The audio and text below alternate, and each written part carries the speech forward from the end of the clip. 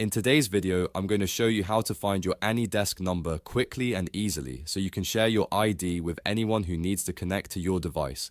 Whether you call it your AnyDesk number, AnyDesk ID, or address, it's the same thing, and once you know where to look, it only takes a few seconds. If this tutorial helps you, make sure to hit the like button and subscribe for more simple tech guides just like this. Now let's get started. First, open AnyDesk on your computer or laptop. If it isn't already installed, make sure you launch the app from your desktop, Start menu, or Applications folder, and wait for it to load fully.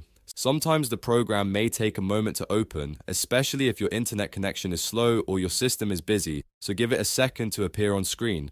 Once AnyDesk opens, you'll land on the main screen. This is where the important information is displayed. Look carefully for a section that says "This desk" or "Your address." Depending on the version of AnyDesk you have, the wording may look slightly different, but the placement is usually the same. Right underneath that label, you'll see a number made up of digits. That number is your AnyDesk number, also known as your AnyDesk ID. This is the exact address other people need in order to connect to your device remotely.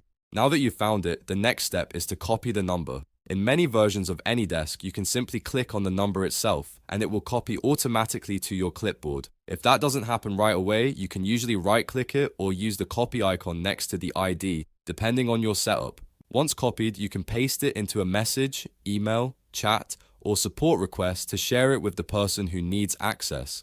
Before you send it, it's always a good idea to double-check that you've copied the correct number. If you're connecting with a trusted person, sharing your AnyDesk ID is the first step they need.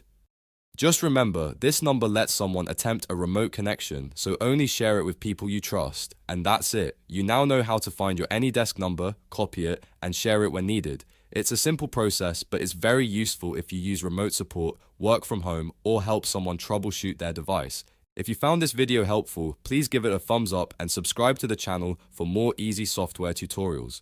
Thanks for watching, and I'll see you in the next one.